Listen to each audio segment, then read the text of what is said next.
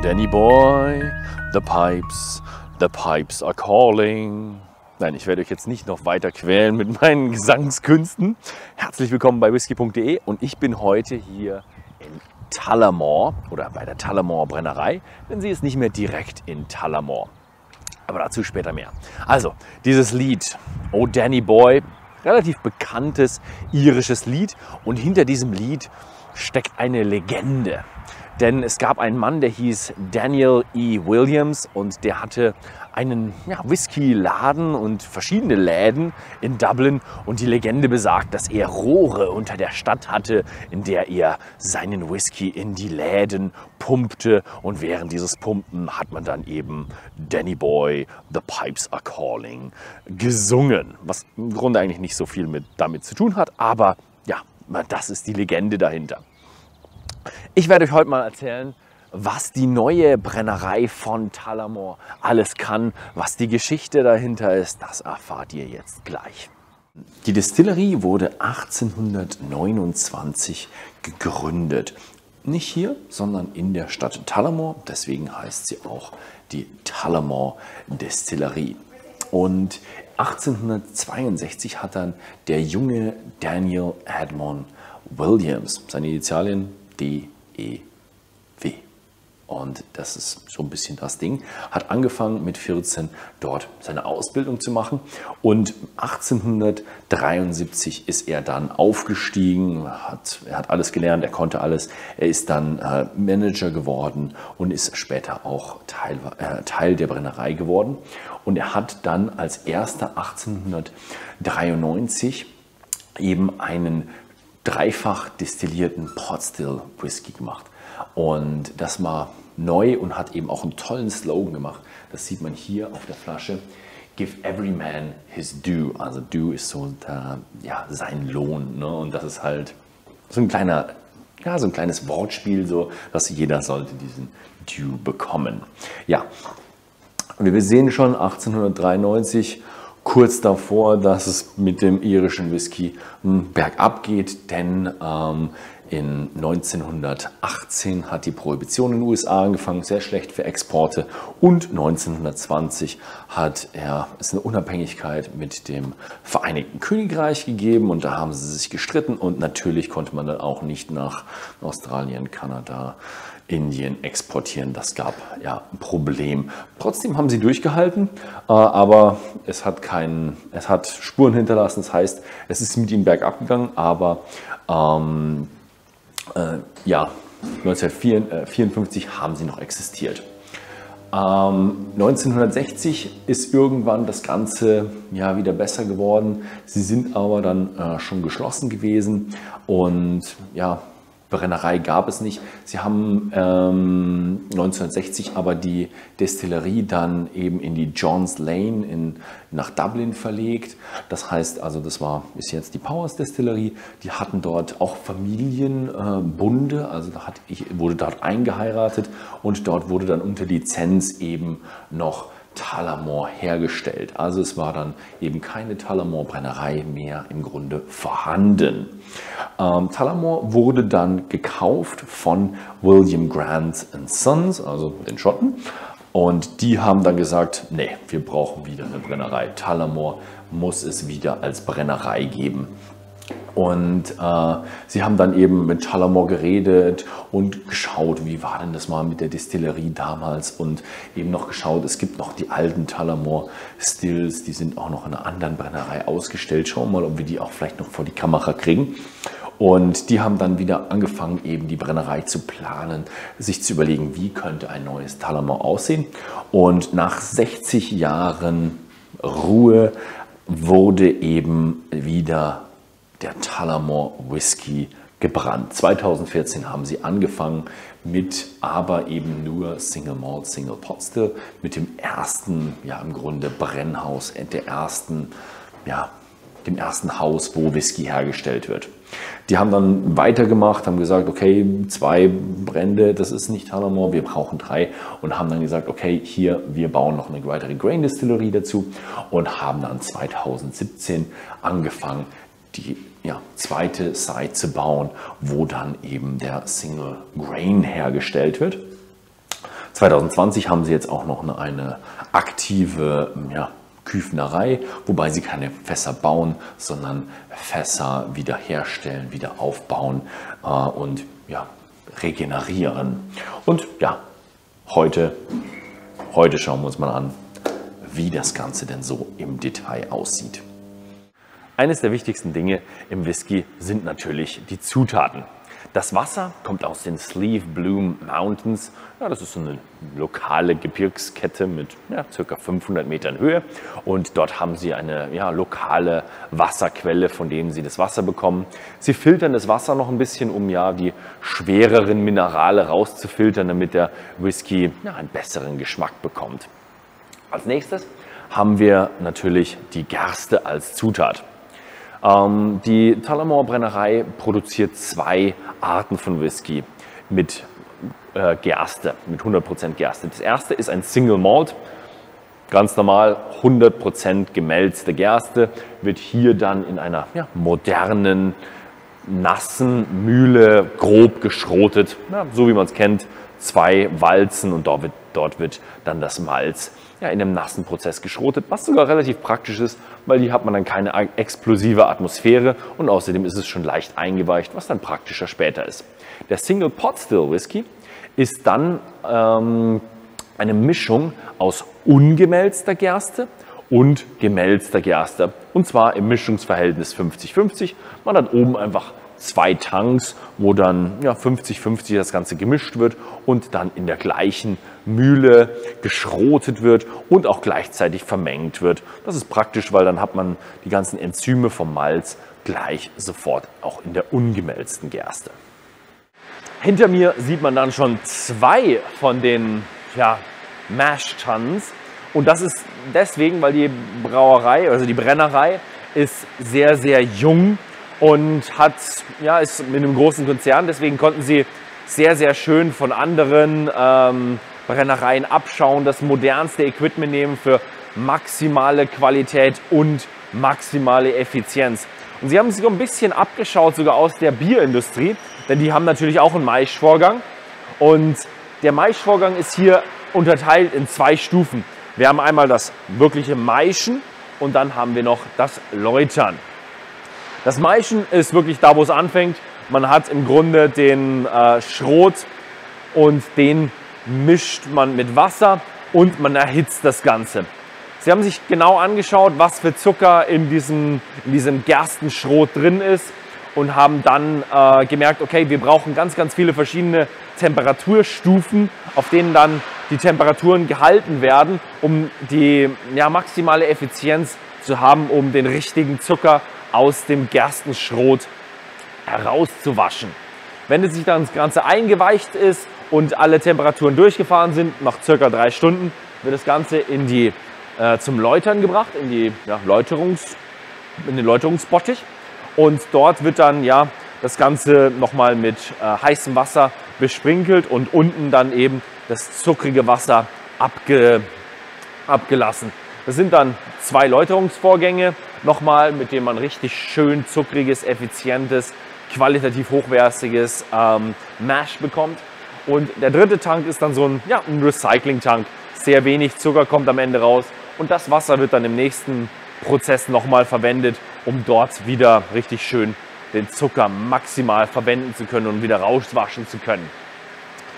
Wir haben natürlich im Grunde 2 Mash Bills. Wir haben einmal 100% gemälzte Gerste, einmal 50% gemälzte Gerste und 50% ungemälzte Gerste. Da muss man die Temperaturen ein bisschen anders einstellen, um dann die richtige Effizienz, richtige Qualität rauszubekommen, so wie Tullamore es genau haben will.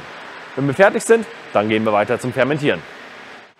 Im nächsten Produktionsschritt werden die ersten Geschmäcke produziert. Und hinter mir sind dann die 12 Washbags. Also in den Washbags wird das Mash mit Hefe versetzt und dann fängt das Ganze an zu fermentieren. Und dort werden eben tolle Geschmäcke produziert. Und sie wollen eher so einen fruchtigen, grasigen, grünen Wash haben. Und wie sie das machen ist, sie fermentieren für 72 Stunden, also genau 3 Tage. Ist schon relativ viel, aber das ist nicht das Einzige, was sie machen. sondern sie haben auch noch sehr modernes Equipment. 36.000 Liter Kapazität, 12 Stück, da haben sie relativ viel. Gut, sie fermentieren auch lange, deswegen brauchen sie viel Equipment für ihren Output. Aber sie haben zusätzlich noch diese Cooling Jackets, also diese Kühlmantel. Da wird kühles Wasser außenrum gepumpt, um die Temperatur der Fermentation konstant zu halten, beziehungsweise etwas zu reduzieren, damit die Hefe nicht zu heiß wird oder nicht zu warm wird. Denn wenn man über eine gewisse Temperatur rausgeht, dann fängt die Hefe an, richtig stark zu arbeiten, aber auch sehr unschöne Geschmäcker zu produzieren. Und deswegen produziert man auf einer schönen, guten Temperatur, die man sehr gut kontrollieren kann. Und das, ich würde mal sagen, diese 72 Stunden sind nicht ganz vergleichbar mit anderen Brennereien, die eben keinen Wassermantel haben, da sie ihr Mash, was hier reingepumpt wird, vorher stark runterkühlen müssen in anderen Brennereien. Hier kann man ein bisschen wärmer reingehen, die Hefe kann sofort anfangen, aber sie wird niemals zu hoch und deswegen hat man genau die richtigen Geschmäcke. Interessant ist auch, wir haben ja zwei verschiedene Mash Bills, das zieht sich durch die gesamte Produktion durch. Die 100% Single Malt hat ein bisschen besseren Output. Da kriegt man so ein halbes bis ganzes Prozent Alkohol mehr raus, als wenn man den Single Pot Still mit 50% gemälzter und 50% ungemälzter Gerste hat. Also es gibt einen kleinen Unterschied und der ist hier sichtbar. Auch die Geschmäcke sind auch ein bisschen anders, aber das schauen wir uns später mal an, wenn wir den Whisky wirklich probieren. Ja, ich bin mal wieder im Herzstück der Brennerei. Hinter mir sind die 6 Brennblasen von Tullamore.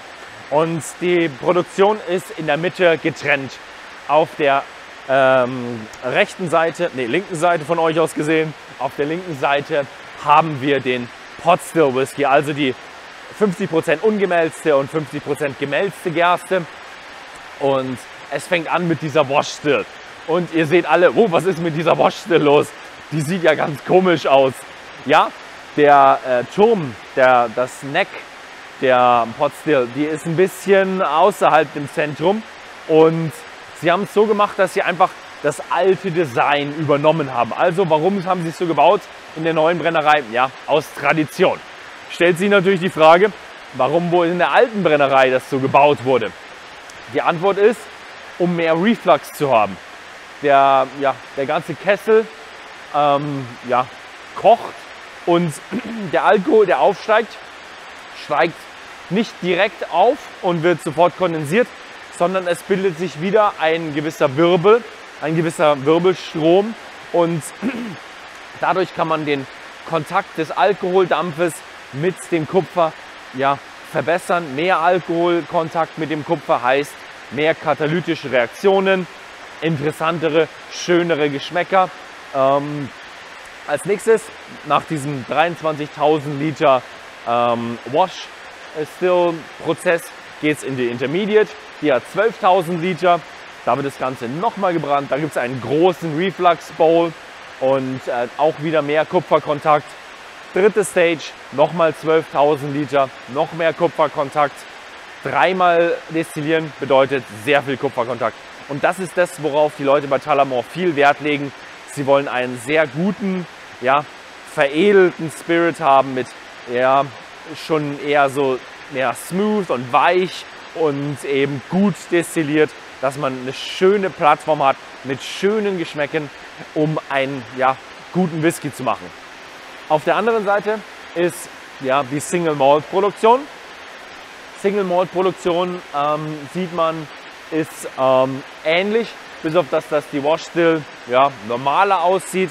Auch Dreifachdestillation für maximalen Kontakt, maximale Alkoholseparation, richtig schöner, ein feiner Feinbrand am Ende, der richtig tolle Geschmäcker hat, richtig fruchtig. Beim Pot Still Whisky geht es ein bisschen eher Richtung würziger, während der Single Malt eher ein bisschen fruchtiger ist. Das sind so die zwei Seiten, die man hier versucht zu erreichen. Sehr, sehr schön ist auch in der Mitte der Spirit Safe. Den haben sie so in einem Dreieck gemacht und man merkt schon, 3 ist die Zahl bei Tullamore. Die Messungen, es gibt sogar noch Messinstrumente hier, obwohl es 2014 gebaut wurde. Man kann also noch per Hand messen, aber die Messungen werden auch im Computer gemacht. Jedoch, ihr seht, die Hebel oben sind keine Aktuatoren drauf. Die Hebel werden immer noch von den Brennern manuell verändert. Also sie müssen wirklich aus ihrem Büro rausgehen und sagen, jetzt mache ich den Cut und stellen ihn um auf, ja, was auch immer, das Herzstück oder den Vorlauf, Nachlauf, gerade wie man es braucht. Der dritte Rohbrand, den man hier produziert, ist der Single Grain. Und der Single Grain besteht aus 95% Weizen, 5% gemälzte Gerste. Die gemälzte Gerste wird benutzt, weil man in dieser gemälzten Gerste Enzyme hat, die man braucht, um die Stärke in Zucker aufzuspalten, ja, dass man eben mehr natürliche Zutaten hat. Und der Weizen wird in einer Hammermühle sehr gut gemahlen und dann in einem kontinuierlichen Prozess, in einem Maischeprozess kontinuierlich eingemeischt, dass es sehr effizient ist und auch die Qualitätsstandards entspricht. Nachdem dann eingemeischt wurde, kommt es in diese großen Tanks, die man hinter mir sehen kann, 60.000 Liter Volumen. Sie haben 12 hier auf dem Campus, 9 davon sind immer in Produktion und dort wird in 3 Tagen eben durchfermentiert und da gibt es dann ein Wash, ein Bier, was dann verwendet wird für die Destillation. Sie haben auch Kühlmäntel, denn im Sommer kann es mal ein bisschen zu heiß sein und dann muss man sie runterkühlen, dass eben die Geschmäcke, die dort entstehen, genau das richtige Profil haben. Als nächstes geht es dann in diese Säulendestillation. Ja, der Grain Whisky wird auf einer Säulendestillation gemacht. Von außen sieht man zwar rostfreier Stahl, aber innen drin ist Kupfer. Und jede von diesen Säulen hat 50 Kupferplatten, die da mit Löcher drin haben, also ganz normale Columnstills. Und die separieren den Alkohol sehr, sehr schön. Und das ganze Kupfer da drin hat sehr viel Kupferkontakt, dass es katalytischen Reaktionen gibt und schön irischer Whisky produziert wird. Und der separiert den Alkohol dann in diesen Säulen in einer kontinuierlichen Art und Weise, dass verschiedene Säulen an verschiedenen Stellen haben verschiedene Temperaturen. Und da kommen dann die verschiedenen Alkohole, gehen eben in diese Region. Und da kann man dann die Alkohole rauszapfen. Und die kann man dann eben im Grunde sich so nehmen, wie man das will. An verschiedenen Stellen haben verschiedene Alkohole, verschiedene Geschmäcke. Und das ist dann das, was man haben will. Man will eben die Geschmäcker rausziehen, die man will. Und das, was man nicht will, das wird separat nochmal bearbeitet und dann verkauft und geht in andere Produktionen rein. Ist aber auch für uns uninteressant. Wir sind interessiert an dem guten Single Grain.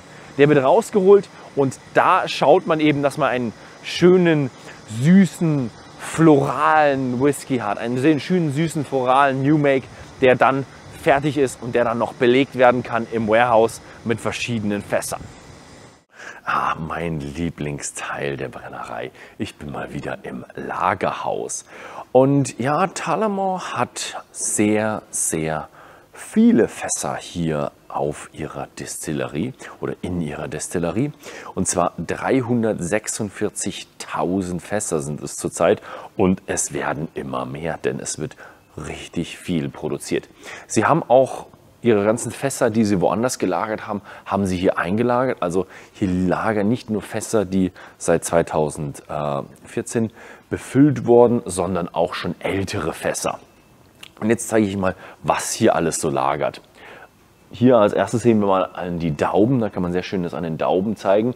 Die Dauben der Sherryfässer sind größer, also die großen Sherry Butts, das ist eine Art von Fass, was sie hier für ihre Lagerung verwenden. Sehr, sehr große Fässer, eben mit Sherry drin, schöne Geschmäcke, die dort mit reinkommen. Als zweites haben wir hier die kleineren Fassdauben. Hier kann man dann sehr schön sehen, okay, nicht ausgebranntes Fass und sehr, sehr lila oder rötlich. Das ist eins der Weinfässer. Das wird nicht so oft verwendet für die normalen Abfüllungen.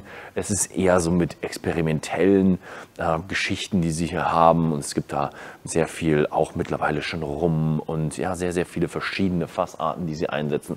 Und das, was am meisten hier in der Brennerei im Lagerhaus ist das Bourbon Barrel, also die amerikanischen Weißeichenfässer, und die sind meist sehr stark ausgebrannt. Hier hat man einen großen Alligator Char, also stärkst ausgebrannt. Also sieht ein bisschen aus wie so eine Alligatorhaut.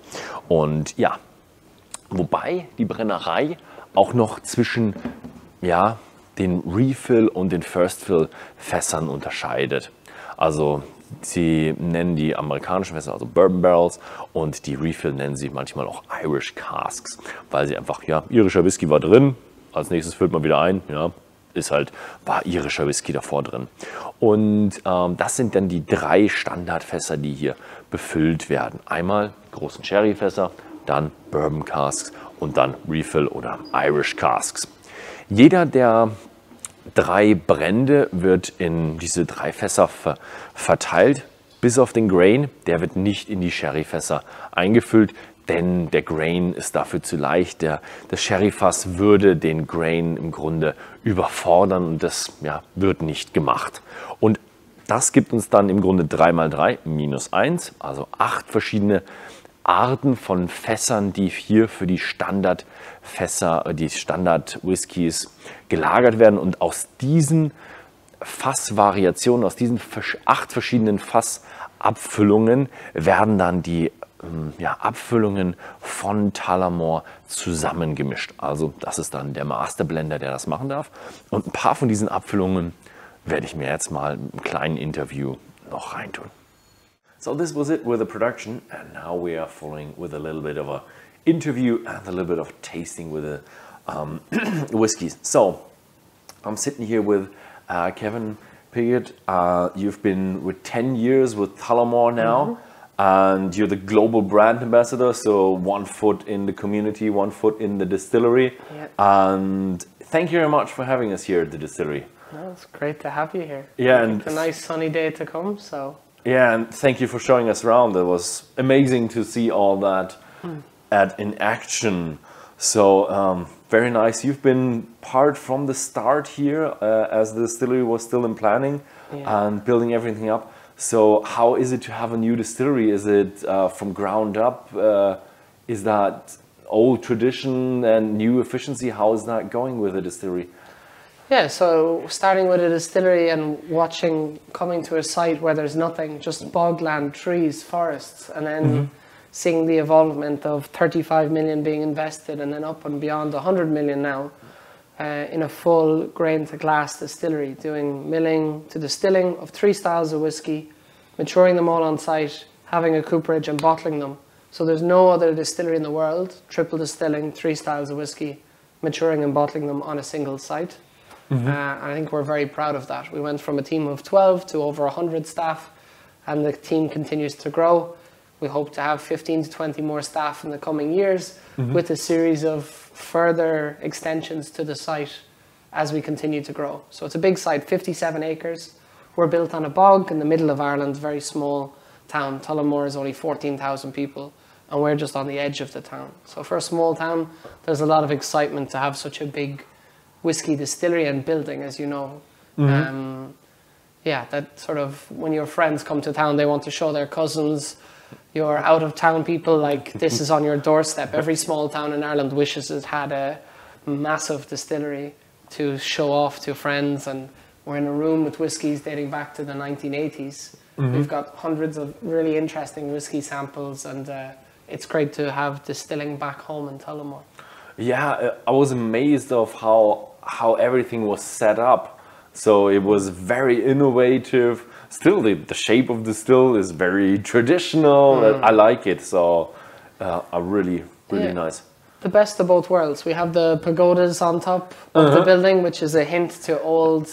It has no functionality. It's more just a nod, an architectural nod to the past and respecting that. But so much of a new distillery is about modern efficiencies, using modern technology, like a new Samsung phone, the newest microprocessor, the newest camera, the newest battery technology. We want to use all of this in the room we're in. You know, on the table in front of us, we have little etchings of old copper from old stills etched in as mementos of the past. But then we have screens that connect us to other labs and other sister distilleries that we have, that we can share knowledge on you know, new sampling methods for draft, new analytical tools for distilled spirit, new micro distilling techniques for innovation. So there's a lot of cross learnings, and because we're 193 years as an Irish whiskey, we have a huge amount of experience making whiskey. So the constant refinement each year and perfection of this sort of liquid are Tullamore D.E.W, I guess from Germany always call it actually the legendary. That's what Tony taught me, the guy we met earlier. He always said the Germans would say the legendary one because they read this, but very few people would define it as this. Some people say green label or the original, but they always say, oh, I want the legendary one. Or if you ask which one do you have in your local store, the legendary one for some reason is the words. It actually says the legendary on there. Yeah. I didn't know that either. But it's just blended in there, just very, very nicely. So we're having the Tullamore D.E.W, the legendary. The original triple blend, yeah. So this was the first Irish whiskey to incorporate all three styles of Irish whiskey.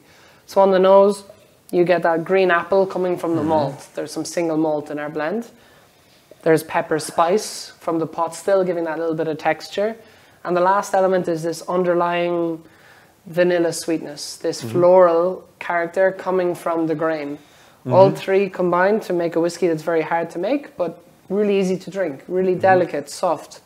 So with that, we should have a little taste. Yeah, cheers. Let's launch it.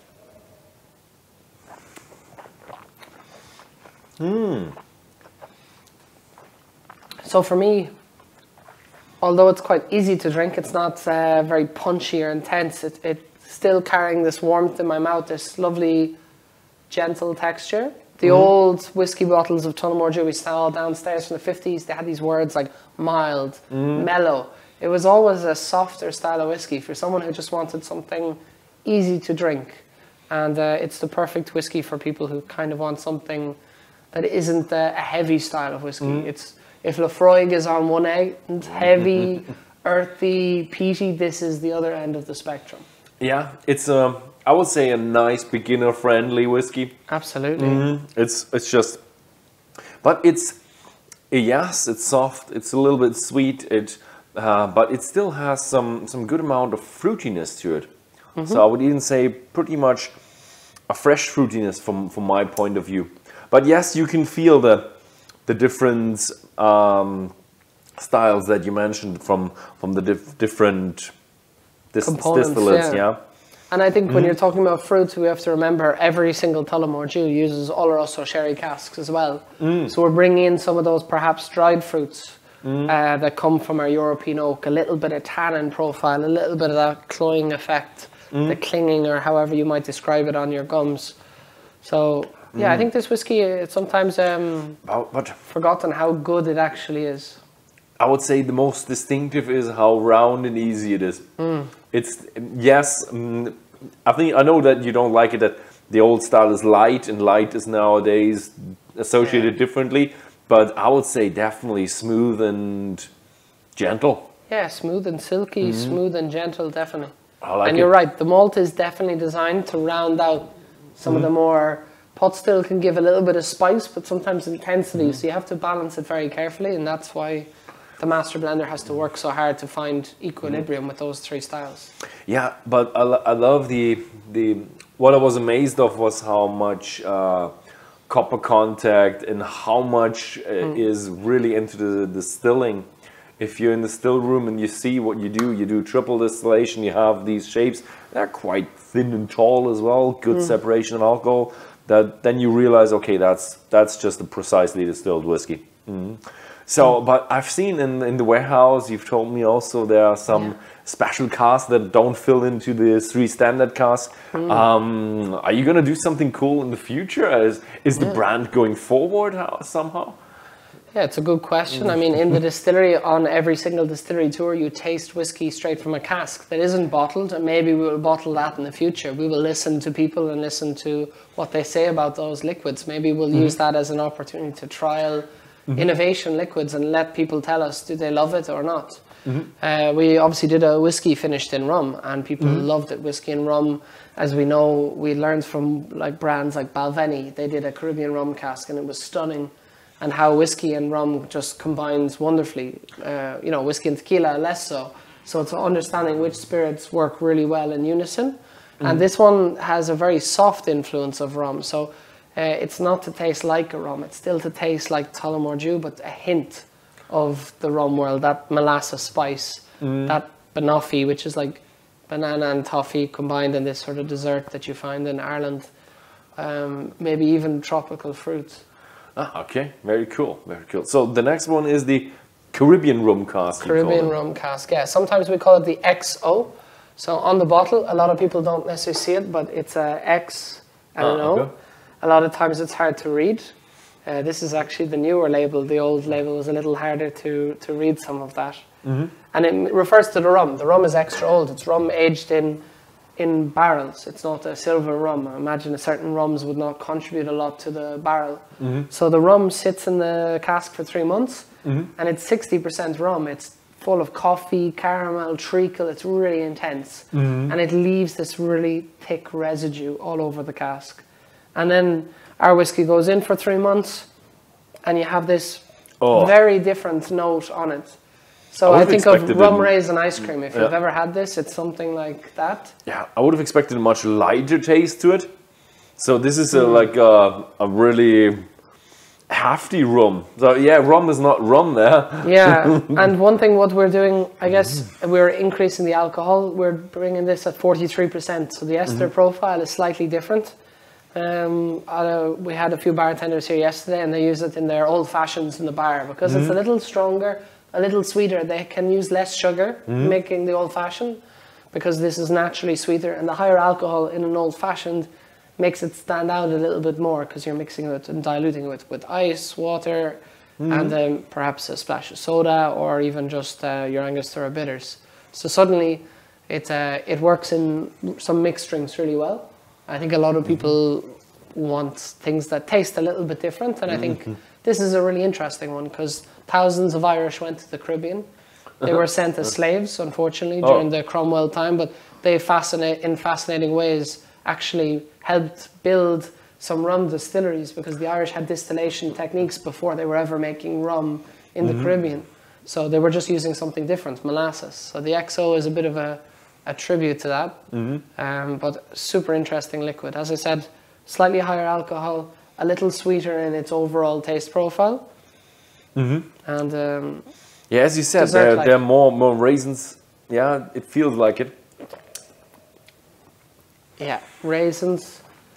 Just more warmth on the palate coming from the higher alcohol. That little bit of spice, maybe.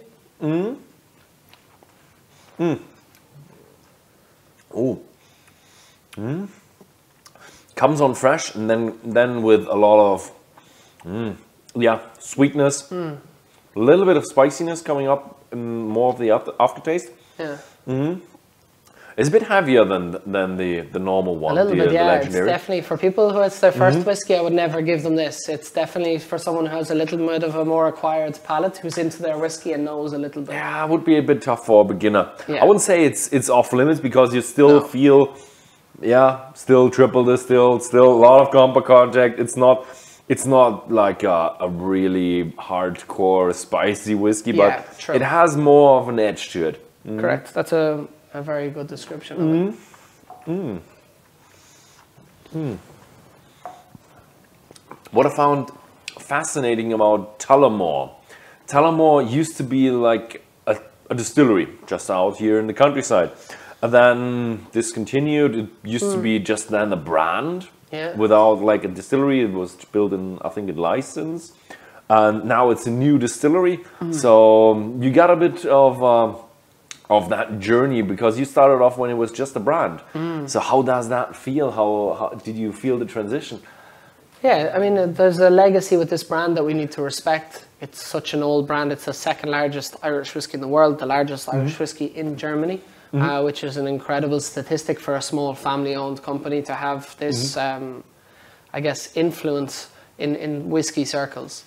The Tullamore D.E.W specifically and its heritage is very interesting because the original distillery closed in 1954, and they ran out of whiskey in 1959, and Tullamore was made in different places, but finally we got to come back home in 2014. and build a new legacy here.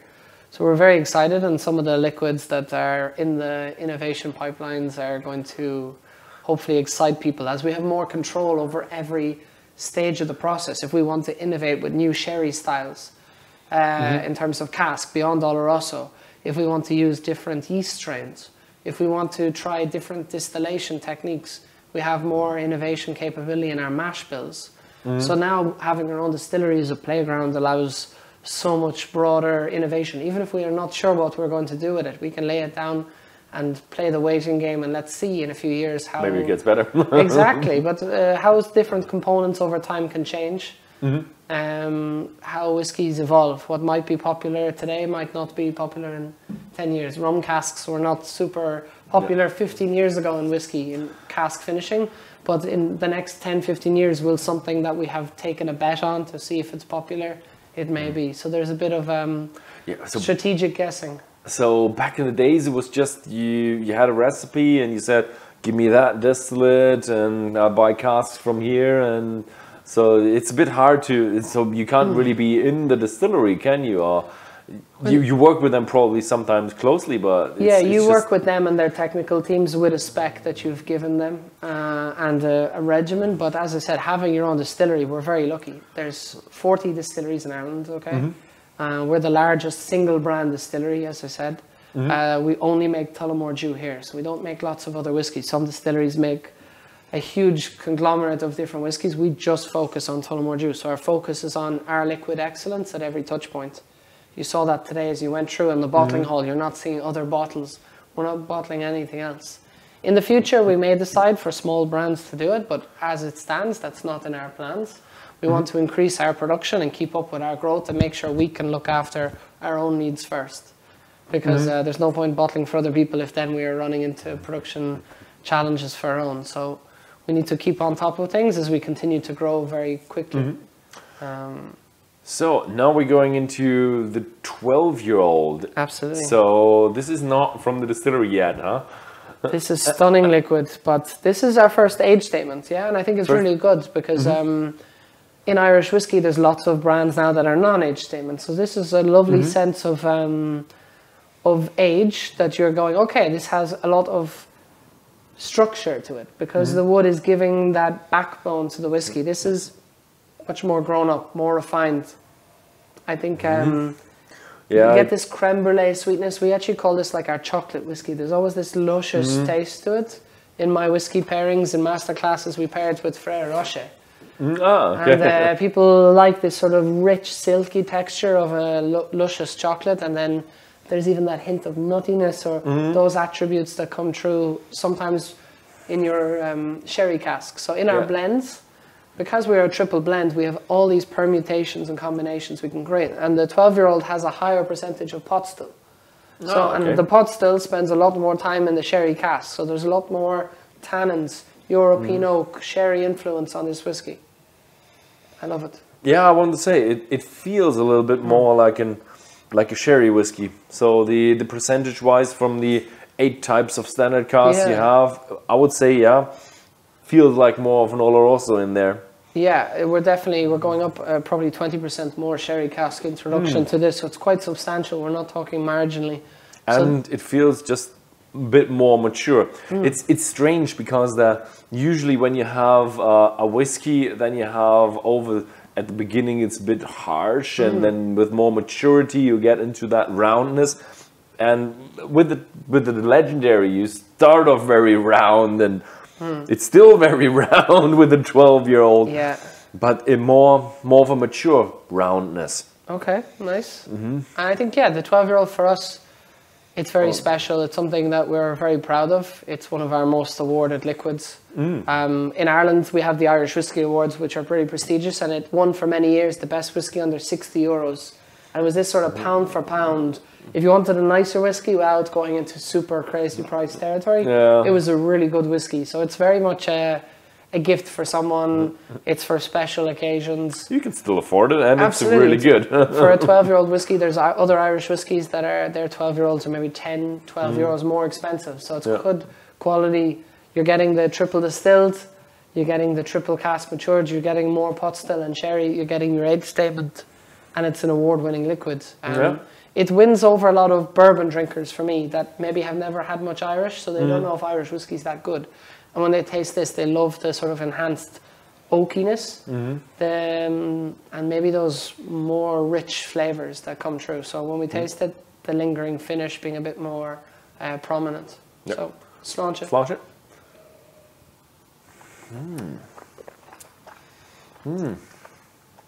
Yeah, this one is. This one actually is really interesting. I would say if I taste people over the last 10 years, 95% people will love this. When I go to the malts, they're more divisive. People either love or hate them, but this one is an absolute crowd pleaser. I always feel very confident at whiskey shows. If someone's like, I don't know if I like Irish, I'm already in my back pocket grabbing this bottle because I know it's going to change their mind. I think you mentioned silky. Yeah, it has much more red fruit and silky, smooth. That's the beauty of it. Bit about that European oak touch to it. Not much. It's not like overwhelming, but it has that little bit of bitter sweetness, just a smidge of it to make it a little bit more exciting. I like it. Yeah, and we have, I don't know if you know it, this is a bit geeky, but in the lab we're always looking at ways to identify flavors at really low thresholds. So we have a series of different techniques that help. And there's an Irishman who teaches people around the world how to breathe better and more deeply. So he works with musicians like Chris Martin from Coldplay. So he does a technique whereby if you actually hold your nose, so you breathe in, you breathe out, you hold your nose, and you rock your head back and forth 5 or 6 times. So before I'm on a world whiskey judging panel or any of this, I do this a few times, and it clears your nostrils, and it actually allows you to breathe a little bit clearer, and you find that you're able to pick up. Some days we're much sharper. Always earlier in the day, really good for nosing whiskey, but I find if I do that a few times before I go at my whiskey, I can really pick subtle notes that other days I struggle to find. So just to demonstrate, breathe in, breathe out.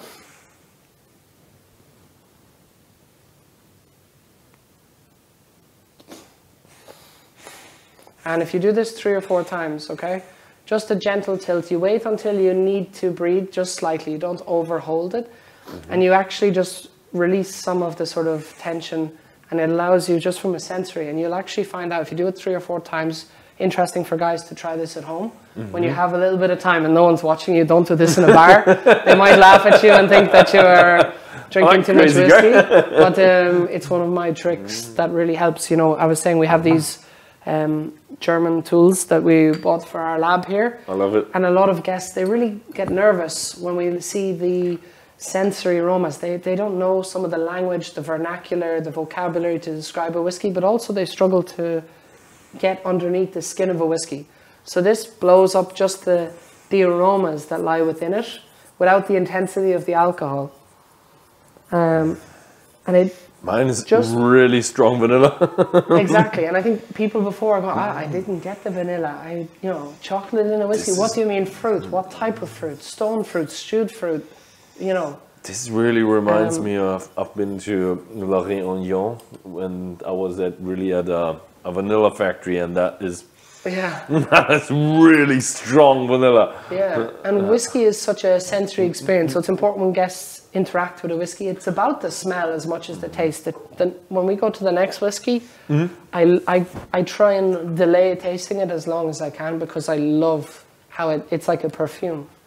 So that's the beauty of whiskey. It's so sensorial, and that's we had a guest yesterday, and they were talking about the memories attached to all the flavors that they, when you have this memory of vanilla from a factory.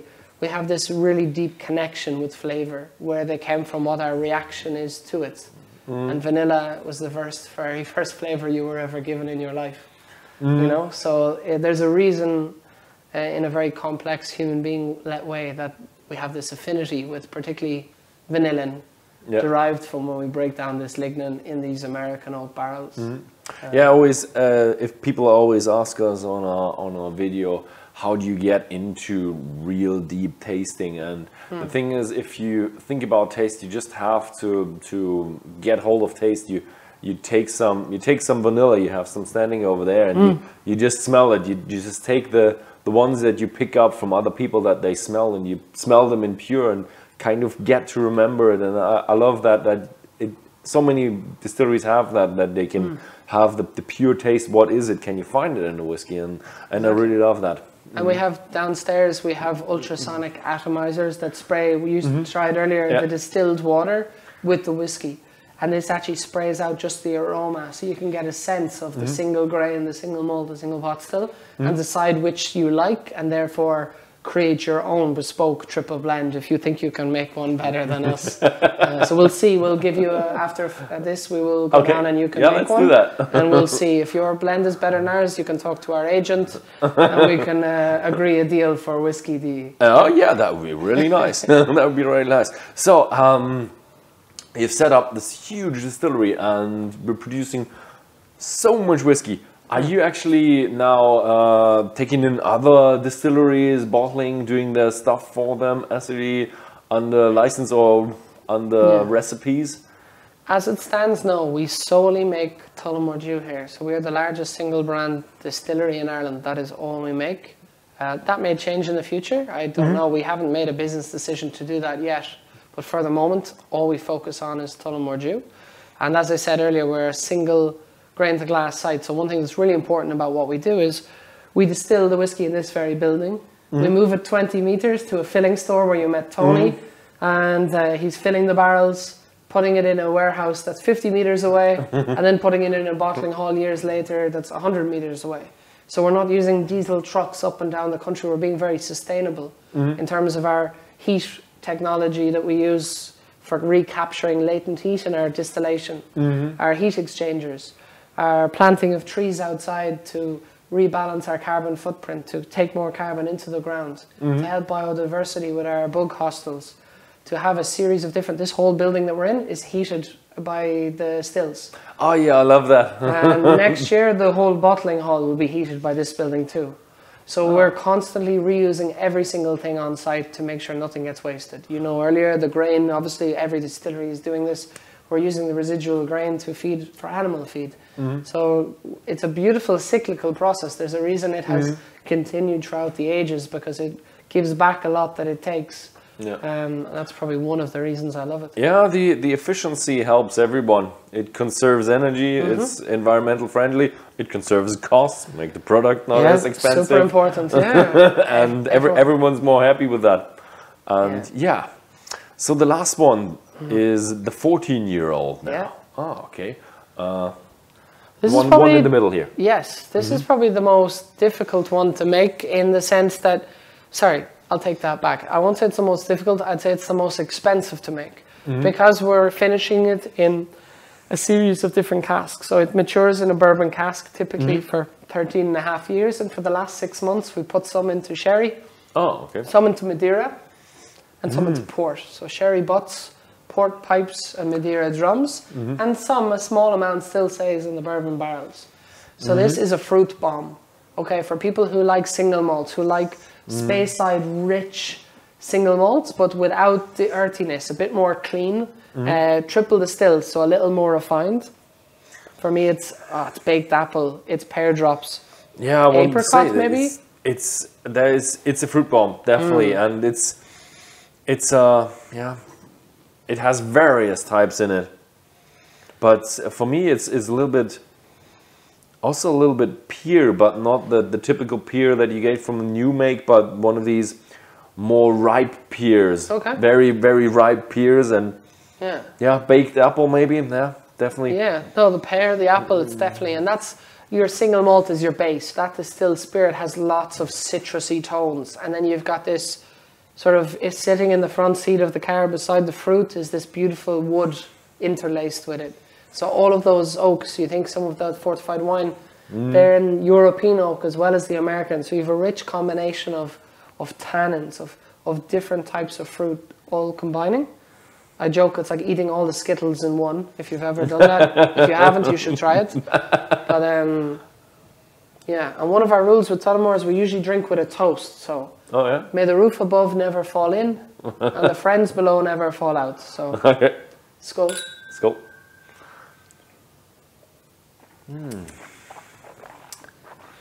Much more juicy. like biting into a red apple nearly, yeah? I like it how much fresh fruity you get from it. So definitely the malt part in that you have in the whiskey, I do love it. And yeah, now that I've swallowed it, here comes a little bit of that spicy touch to it. Yeah.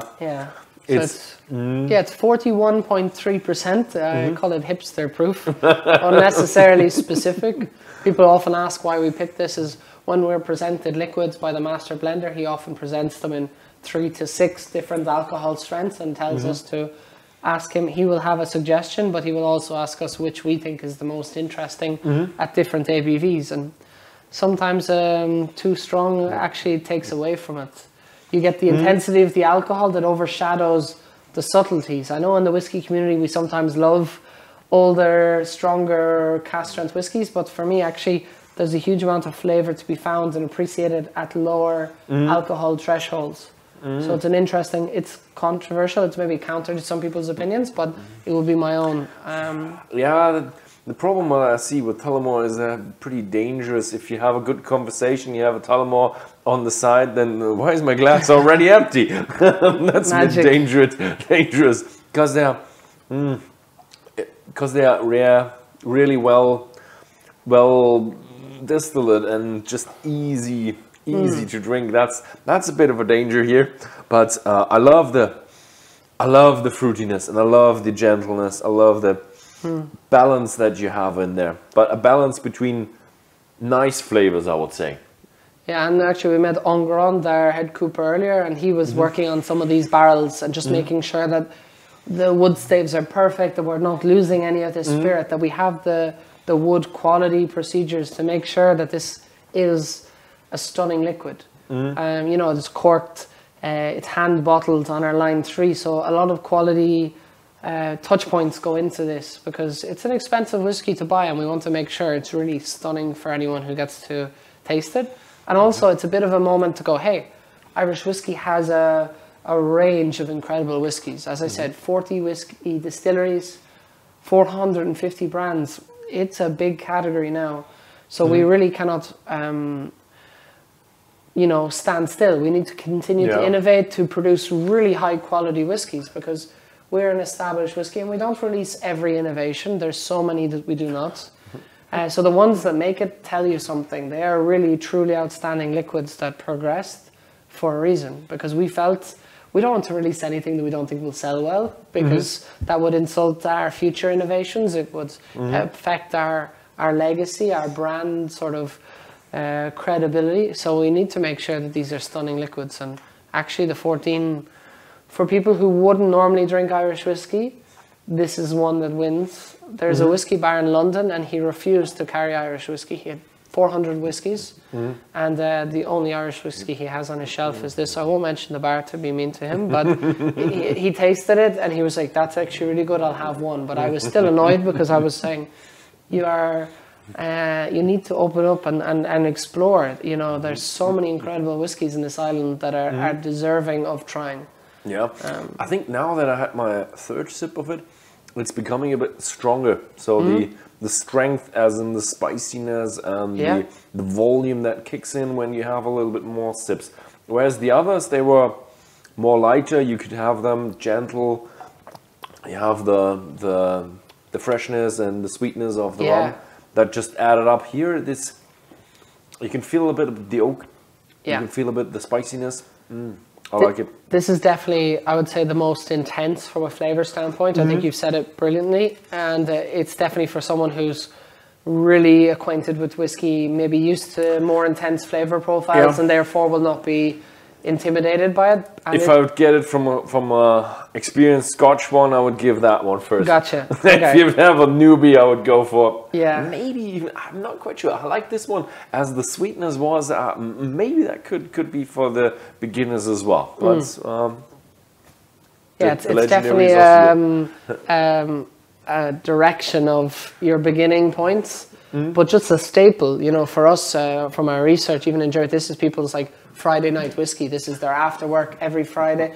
It doesn't mean that they don't drink other whiskies, but it's just this lovely, good, consistent blend that they know is good value, it's not going to break the bank, and they can really enjoy it. And then there's other occasions for some of the other whiskies. Yeah, I love it. And it was amazing experience at the whole distillery and everything. So thank you very much for showing us around. Thank you very much for telling us everything. Thank you, Sean. Yeah, so happy to have you here visiting. As I said, our new distillery experience just opened up on St. Patrick's Day of this year. So we're still teaching people about it, getting people who come here to try some of our whiskies and to experience the distillery. So thank you for making the effort coming to see our bottling, our cooperage, and our blending lab. Yeah. So yeah, thank you very much for watching the video. If you ever come to Ireland, it's just a 1 hour drive from Dublin here. It's just right in the middle between Dublin and Galway, so it's a nice stop to see and visit. You can see a lot of stuff. I haven't even gotten everything here on camera, so if you ever come to Ireland, this is a must stop. Yeah, so thank you very much for watching this video and see you next time.